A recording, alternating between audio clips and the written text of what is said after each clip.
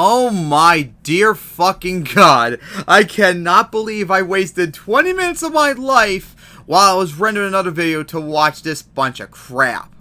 I was recommended this. It was a video from MandJTV.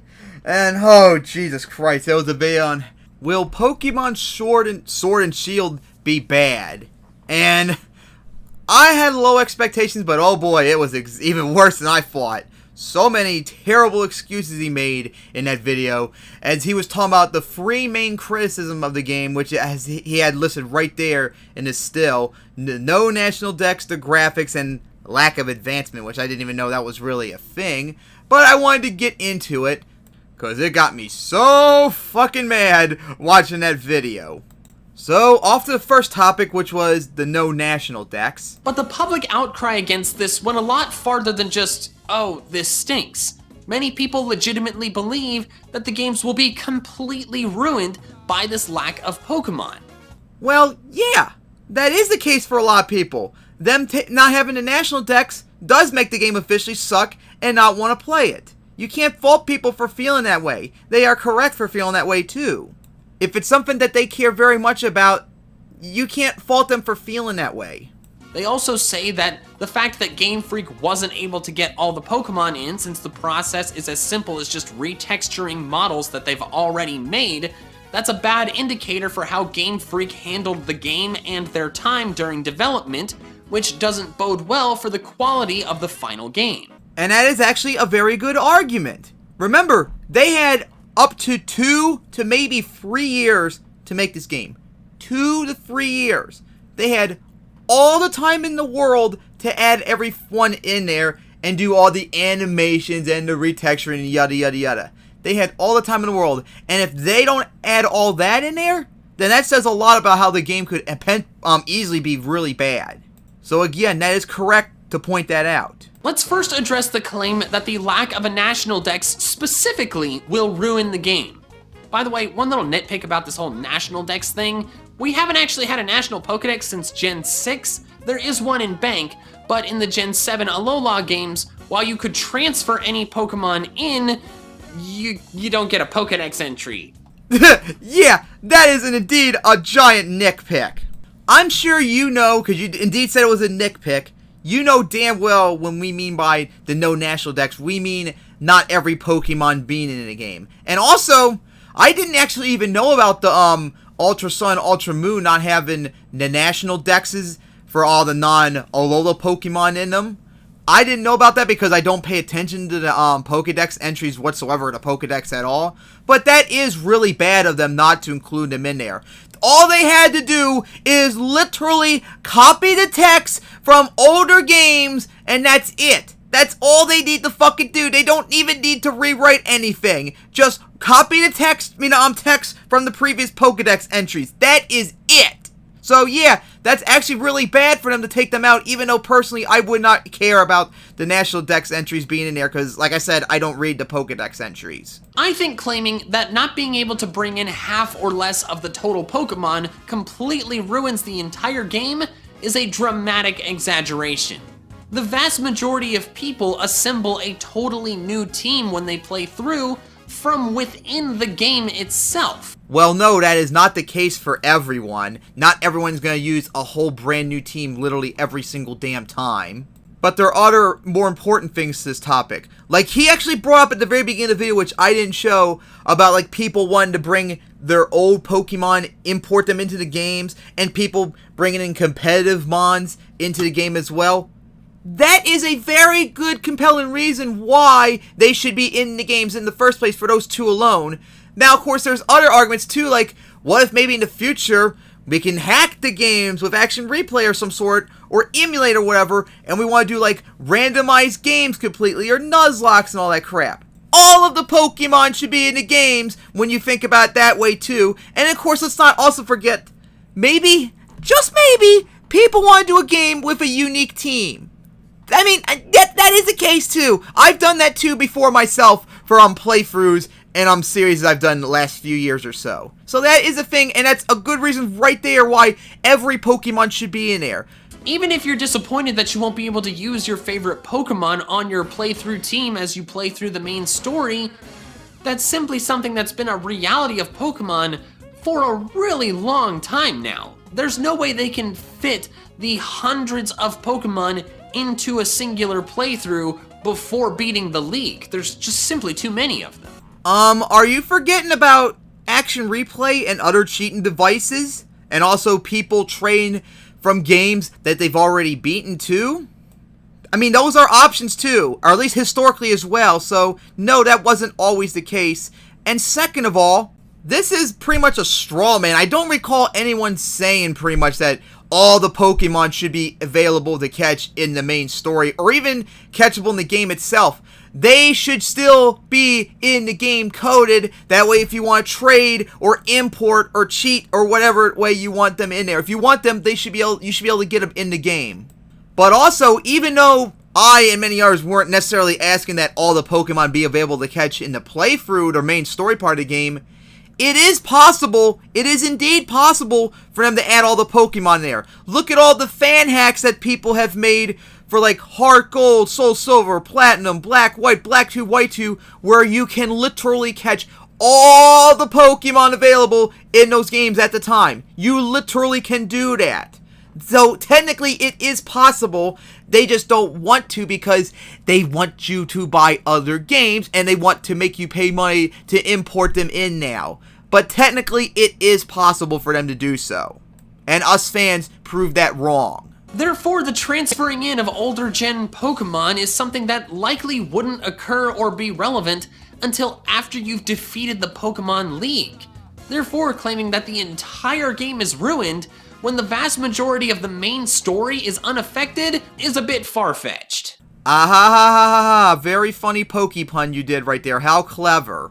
But as I said earlier, no, you can also cheat Pokemon in if you want to, and also you can do trades of games that you've beaten beforehand and crap. There are other ways you can get them in too. And also, it's not far-fetched at all. What people prioritize, what makes a game good or not, is completely subjective. And yes, to me and many others, not having a national dex in the game, indeed, by default, makes the games bad and we're not going to play them. That's how it is for us, and you can't just dismiss that. Now, like you said later on in the video, it doesn't bug you. That's fine, but it bugs us and you can't just dismiss us. What is less far-fetched is the idea that the National Dex problem is a symptom of a larger issue. The second complaint that I mentioned a little bit ago, that if Game Freak couldn't complete the relatively simple task of bringing in all the old Pokemon, that means that they probably didn't handle the rest of the game very well. I am not a game developer, so if you are a game developer, please forgive me for anything I say that isn't quite right. But claims have been made that the process should be a simple one. They simply have to bring in the models that they have already created and retexture or change the outside of them. While that could be true for some Pokemon, we do have evidence for other Pokemon that Game Freak is doing more than simply retexturing these old models. They are creating new animations or movements. Really? They are indeed making new animations, huh? Because I and many others have not seen them yet at all. All the animations I've seen pretty much are the exact same animations from all the way back to Pokemon Stadium for like the Kanto-based Pokemon. That's how far back the animations look extremely similar. So I question your claim on that, because I have yet to see that and many others haven't either. Also, like I said earlier, they had 2 to 3 years from what we know of that they've worked on this games. That is plenty of time for them to make these new animations that we don't see yet somehow. Remember, they are a multi-billion-dollar corporation which pays dozens of highly professional animators and developers on this crap. They can do it in the time frame that they need, especially when they worked on for 2 to 3 years. And them not doing that is unacceptable. Especially when we saw that one YouTuber that actually did a nice animation of Wingull in 24 hours on his free time. This animation of Weavile laughing is new, and this animation of Wingull is new. Okay, I don't know about the Weavile one, because I have to look up Weavile's animations, but I actually saw a video, funny enough, right before I did this video of watching yours, and someone actually showed that that Wingull animation was indeed used before. So you're an idiot and maybe a liar at this point. Yeah, someone literally showed this model being used in either X and Y or ORAS. That is how pathetic this excuse is. So like I said, I'm still waiting to see these new animations because I have not seen them yet, and this Wingull one has been used before in previous games. Now, how difficult it is or how time-consuming it is to create those new animations is beyond my knowledge level. In fact, it's beyond the knowledge level of pretty much everyone. Now, as someone who runs an online monster truck league for 10 years, I do a lot of modeling, so I have to do like a whole bunch of models to put obstacles together or put trucks together. Now, I'm nowhere near as expert like the professionals who make the games, nor have I done like body animations, but I know for a fact it can be done really quickly. Like we saw that one video someone posted, a college student doing a nice animation of Wingull in 24 hours.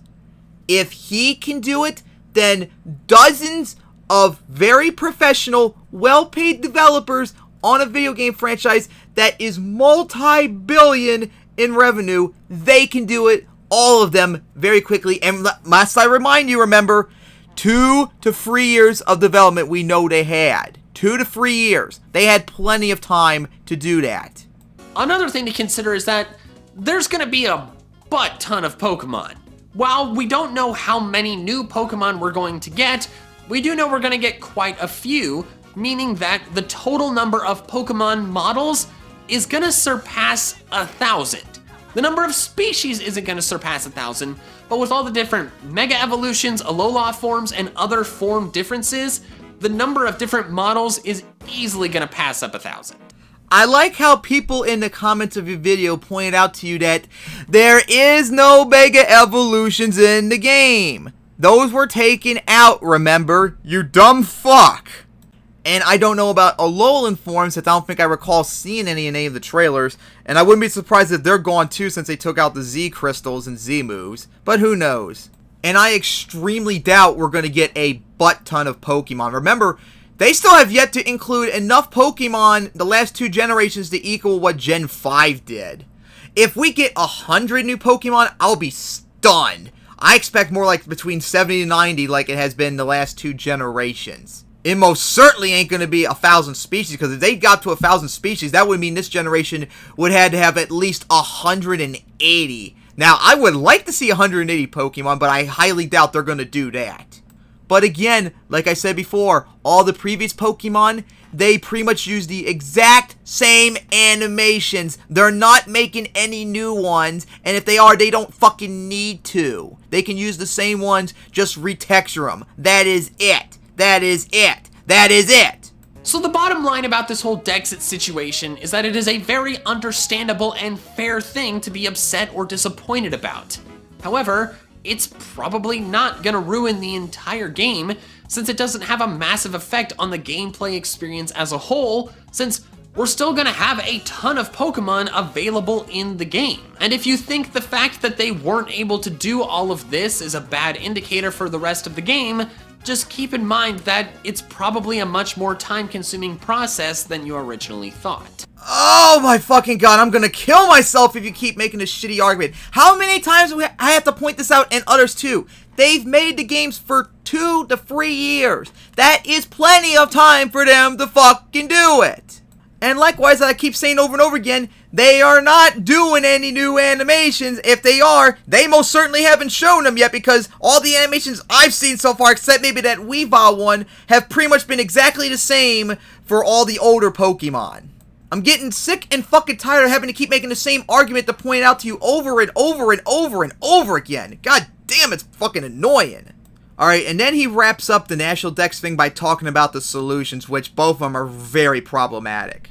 The last thing I want to mention about this Dexit situation is solutions, and from what I've seen, people have posed 2 main solutions to the issue. The first is patching the Pokemon in after release, and the second is delaying the release of the game. Now, while patching the Pokemon in is completely logical, and they could definitely do that, delaying the game is impossible. Pokemon, unlike most game franchises, has a ton of outside factors that affect the game release timeline.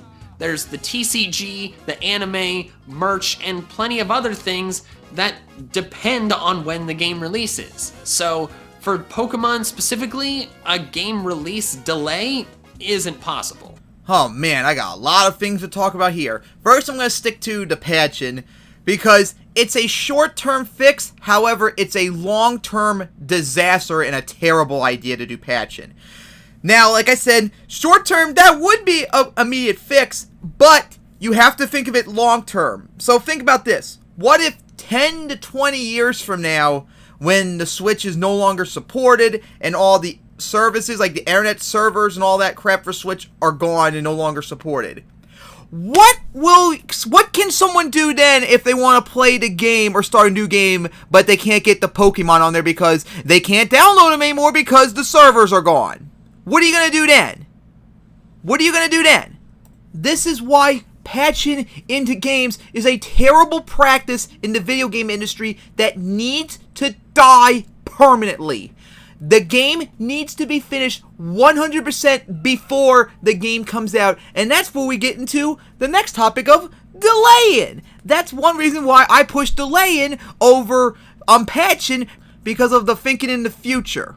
And oh my god, I am tired of this terrible excuse that the games cannot be delayed because it will fuck up the anime, the TCG, the merchandise, and all that crap. It will be financial ruins for Nintendo and Game Freak. So many things I gotta say.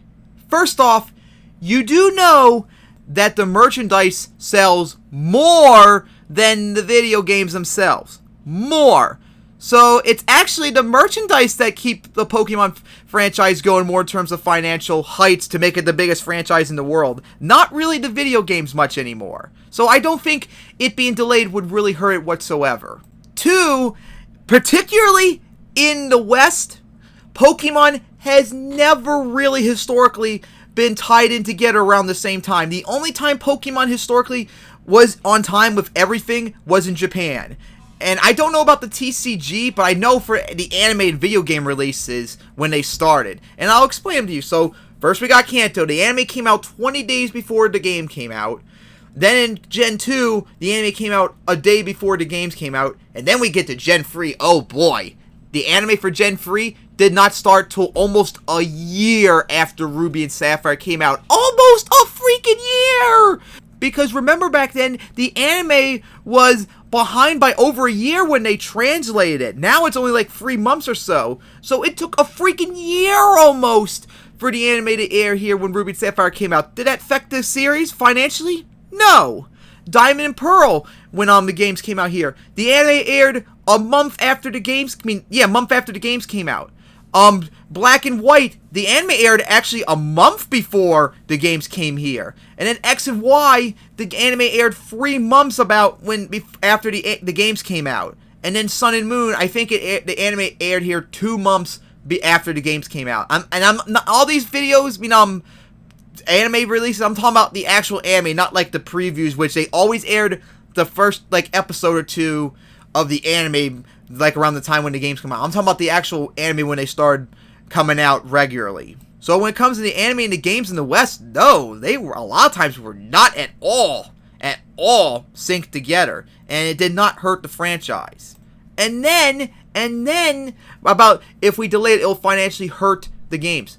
Counterpoint, not delaying the game and making it be shitty will also hurt the financiability of the series, and I think it would actually be worse. Especially since, as I just point out, the games are not the main selling point of the series. It's the merchandise.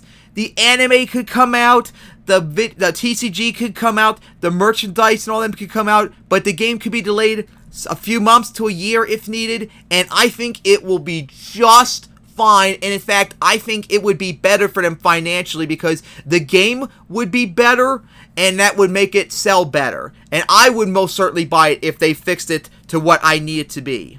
And I know many others that would agree with me on that. So there is no excuse for for them not to delay it, and patching is a very bad long-term solution. Delaying is the only rational thing to do to fix the game now and many years in the future, which is one main focal point I think about games. When I play a game, I want to be able to play it 10, 20 years from now and make sure it works perfectly and not have to not be able to play it again because, oh, you can't patch the game because the servers are down. This patching crap, like I said, needs to stop. It needs to stop. Oh my god, I beat that topic to death. Alright, that was it for the National Dex part. Now to get into the graphics. Now let's talk about the second pillar that I mentioned, the graphics of the game. Especially the criticisms toward this tree, this specific tree. This poor tree is just minding his own business. Everybody's being so mean to him. People have been eviscerating the appearance of the game shown in the E3 demo, particularly the footage that was in the wild area. They've been bashing the simple 2D textures and the movements of certain Pokemon. It's been mentioned many times how much worse it looks than Breath of the Wild, a game that came out for the same system several years earlier, but looks far better. Now, personally, I don't care about graphics. That's the least important thing to me. In fact, I even stated before, I'm going to still stand by this, in my opinion, Nintendo 64 and the PlayStation 1 are superior graphics to me. Maybe it's just nostalgia or whatever, but I like those graphics over now. Those polygons, oh god, just how awesome seeing them again. So, I don't care about the graphics, but that is actually a very good argument, especially when you see the comparisons between the trees right there. Breath of the Wild came out over 2 years ago now, and that's when the Switch was when people were just experimenting with the game, and after a few years, people are going to push the system to its limit to see how good it can look. If Breath of the Wild can look like that, Shield and Sword should easily look better. It should look awesome. And that is just a fair criticism. The next minute or so, he talked about that it might be more because of the artistic direction that they want the game to go in. Pokemon, the only real direction Pokemon had is kind of like an anime style, especially the players, the NPCs and all. I'm pretty sure you could have Breath of the Wild graphics like that and have like the anime style that Pokemon is accustomed to. I don't think it's really that hard to do both. But like I said, I don't really care about the graphics. The second thing that's important to realize is that this footage is from a demo. It's footage from an unfinished game. We've seen many times in the past with many different games that the appearance of a game will change noticeably between a demo and the game's final release. So, in other words, the game may not and probably will not look like this in the final release. Okay, now you actually got a good point right here, because that is true. The game doesn't necessarily mean it's going to look like that when the game comes out. However, in the case of Pokemon, it's almost always what they show on the footage and like the demos is almost guaranteed to be what it looks like in the game. And that's historical too. If you look at like all the demos and the trailers for the Pokemon games, they almost exactly look the same. The only real difference would be like they add things in afterwards or they take things out, which we find like in the beta cuts, like on Bulbapedia, that demonstrates that over for each game pretty much. But graphically, the games pretty much look exactly the same, and it's not even noticeable difference like you did on Super Mario Odyssey comparison right there. So in this case, it's not really a good point in Pokemon's case. But of course, like we said, the game still has like 4 months or so to come out. Maybe, just maybe this time, maybe it actually would apply, and we'll have to wait and see. But historically, that argument does not apply to Pokemon.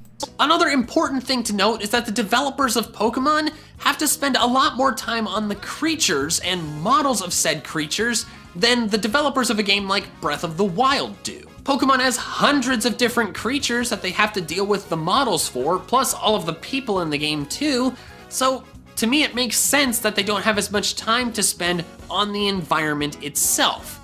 Okay, another fair point. Because I have not played Breath of the Wild. I don't play Legend of Zelda games, pretty much. So, you might have a point on that.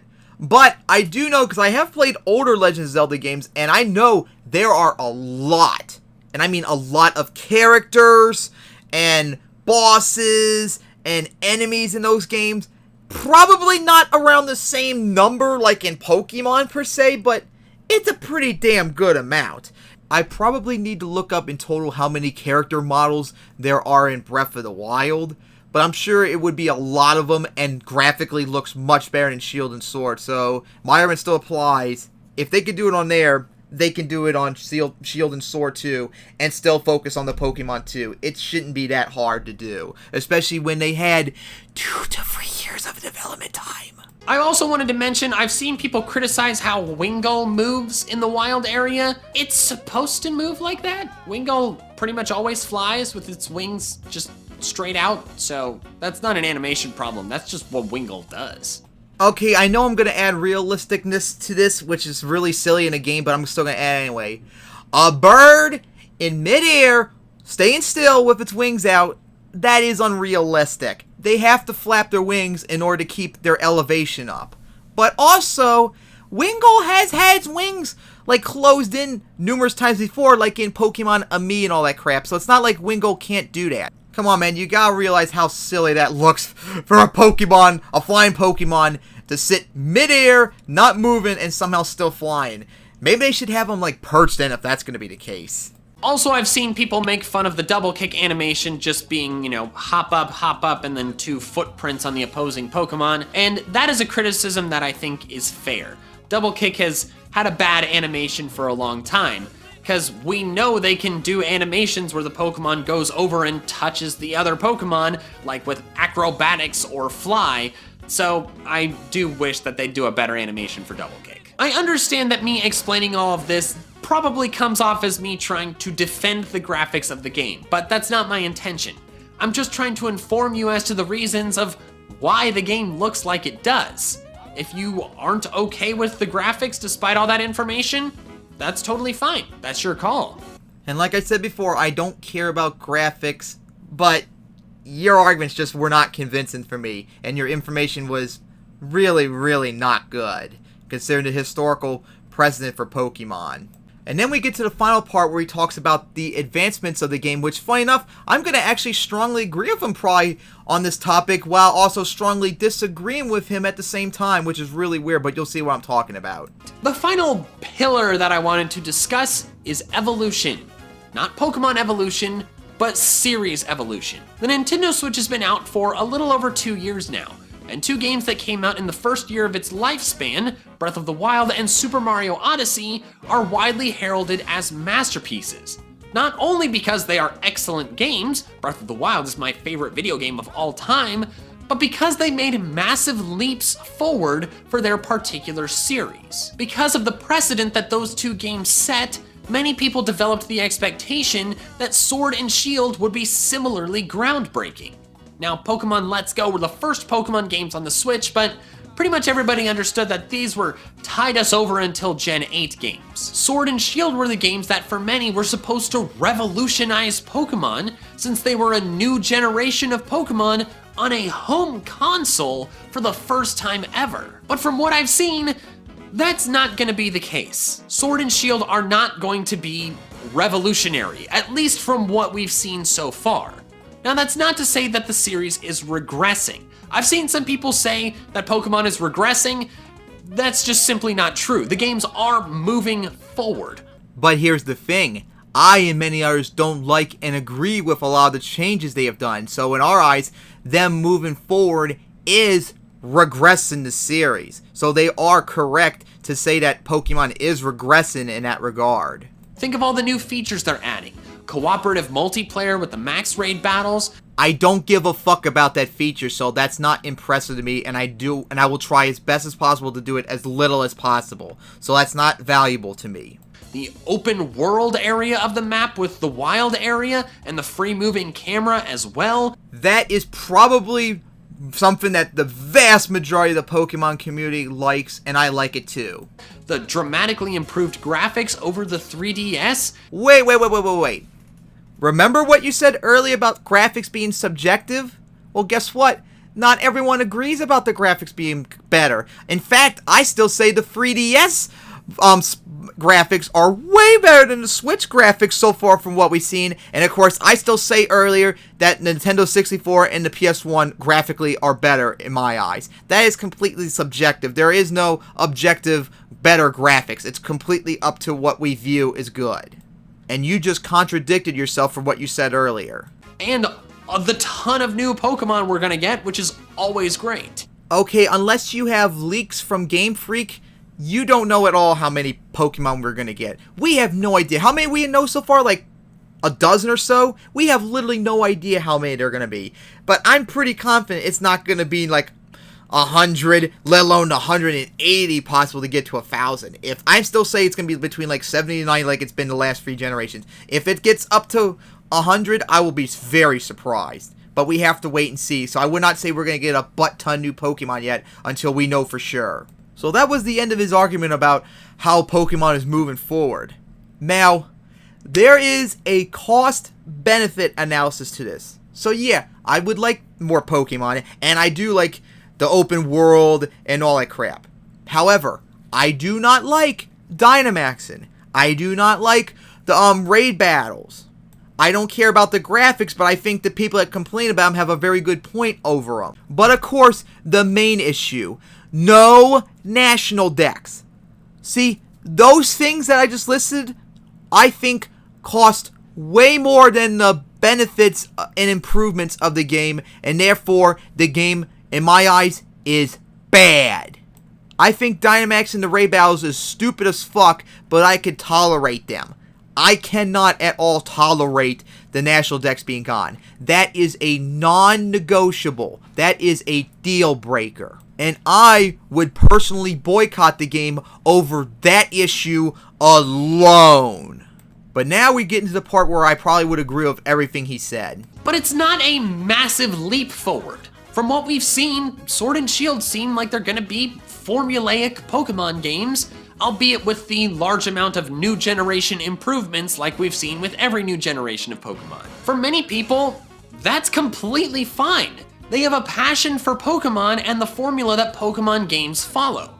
Now, I agree completely because I am a huge Pokemon fan for 20 years now almost, and I want it to stay formula. I don't want it to change whatsoever, but like I said, the no national decks and other things are non-negotiable for me, so that kills it for me. So if you don't want me to start playing the game and enjoying it, you got to get the national decks in there. Sorry, not budging on that. And I don't accept any arguments of why they're not in there. While a larger leap forward would have been great, they're still really excited to play through a brand new region with a brand new Pokemon that looks visually better than any Pokemon game in the past. Except maybe Let's Go. That's a personal opinion thing. But there are people who have gotten tired of the traditional Pokemon formula.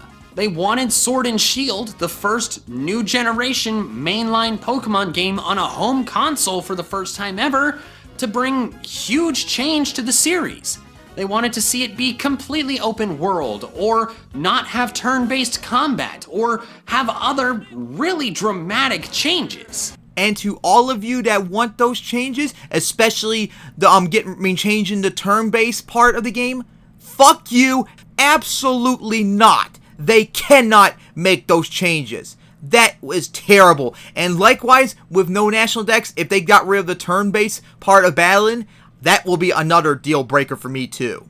Like I said in my previous video on this, Pokemon, I said historically, was perfect because they never change the game. That's how games do well. You don't change what's broken. Pokemon has been doing good for 20 plus years now because they don't stray away from the formula. And no, they should not ever, ever, ever change the formula of the game. So absolutely fucking not. They should not get rid of turn-based battles. And no, they shouldn't get rid of the national decks. And you know what else too? I'm against them cutting out all the previous features like they had in it. Like contests, that dancing thing from Gen 5, and Mega Evolutions, and Z moves, and Dynamax. And even though I hate it, it should stay in the game and should never be taken out. I have always been against cutting things from a game. Especially when some of them, they actually make the game more enjoyable for people who don't want to necessarily do battling all the time. They should stay in there for them who want to enjoy those things. For every person that doesn't like a feature in a game, there are going to be many who do like it too. And they shouldn't be screwed over because of it. Sword and Shield aren't going to be like that, and those people don't love the traditional Pokemon formula enough to keep doing it over and over again. They wanted a change that's not going to come. At least, not yet. And I hope to the non-existent gods that that day never comes. How can you not enjoy the, Pokemon as it is for 20 plus years? I enjoy it. I can easily play over and over and over again all the Pokemon games from Japanese Red and Green all the way up to Ultra Sun and Ultra Moon and enjoy it. I could be fully satisfied with that alone. Because like I said, you don't change what isn't broken. That's what made Pokemon so successful. They kept the formula, they stuck with it, and now that they're straying away from that formula, it's making the game series horrible. And it's getting so bad that I will not play the new games if they continue along with these changes. I happily, and still happily to this day, boycott LGPE, and I will boycott Sword and Shield too if they do not have the national decks in there in some form. And I most certainly will also boycott any future games if they get rid of like the turn-based strategy element to it. These are non-negotiables for me. You don't ever take them out, or I'm not buying the games ever or playing them. You're going to have to deal with it. But guess what? I'm going to always enjoy the older games. All the way up to Ultra Sun and Ultra Moon, I will play them forever and ever. Excluding the Dexit part, that's basically been my understanding of the whole controversy. You've got the people who love formulaic Pokemon and are excited to do it again in the best way yet, and you've got people who wanted a dramatic change, and that's not gonna happen. So the bottom line answer to the question that this video poses, will Sword and Shield be bad, depends on who you are. If you're someone like me, who adores Pokemon and has really enjoyed every single mainline Pokemon game they have ever played, then Sword and Shield will not be bad. You're gonna have a great time because it's gonna be a lot like every other mainline Pokemon game you've played, just better. On the other hand, if you were expecting Generation 8 to revolutionize Pokemon and make a Pokemon version of Breath of the Wild, then Sword and Shield are probably gonna be a letdown for you. And you know what? I'm actually in both camps. I'm with him in the camp that enjoys formulaic Pokemon forever. But I also think the game sucks. And like I said earlier, because mainly the national decks. Those are, like I said numerous times over and over again, that's non-negotiable. And them being there automatically means the game's going to suck in my eyes. And as long as they're going to be not in there, the game's going to suck. And there's nothing you can do to change my mind on that. I will not accept that change. Never, ever, ever. I love the Pokemon franchise, and that's why I criticize Game Freak and Nintendo for making terrible decisions, because they're killing the main franchise, my favorite video game franchise of all time, and making me not enjoy it anymore except for the older games. And that's why I do not agree with him whatsoever in this video, that their games are going to be good, even though I'm in his camp too about I prefer the formulaic Pokemon, and I do not want the massive overhaul changes in the way that he described them. Although, I would urge you to wait until the game comes out officially before coming to a final yay or nay decision, because, like I said, we don't know what's going to change between now and release. I just urge every single one of you to be kind to each other even if your opinions don't align. Be kind to other fans, but also be kind especially to the developers of the game, because even if the game's not going to end up being something that you personally are going to love, they have worked really, really hard on it. Hey guys, remember how bad Fallout 76 was? Don't worry guys, you may not like it, but you gotta respect the developers. They worked really, really hard on making that game. Or here's another one. I know our employees screwed you over in every way possible and fucked up immensely, but they tried really, really hard to make everything right. Sorry, I don't buy that excuse. I'm going to continue giving the developers absolute shit until they cave and give us what we want, and that's to bring back the national decks. And do not ever say that it's impossible and it's never going to happen. That's what everyone always says, and then when we applied enough pressure, especially financially, they change just like that. So it can be done. It can be done. We just got to keep applying the pressure and don't ever give up. And also to your first point, go fuck yourself. This is the internet. No one is ever going to respect others' opinion. Those days are gone, and I am so glad they are. People are going to be at each other's throats permanently, so you might as well get used to it like I'd have. So yeah, absolutely terrible video you did, and you deserve a lot more critique than you are getting. And same goes to the other PokeTubers that are defending this abomination. There is no excuse for this game, and do not try to make them. There is none. Just continue on shitting on the game, and we can maybe get our changes that we need to be done to save Pokemon. And I'm going to leave this final word from the person whose video I watched right before I did the video on this, because it's a very spot-on response. Always remember, don't settle for less, fight for more.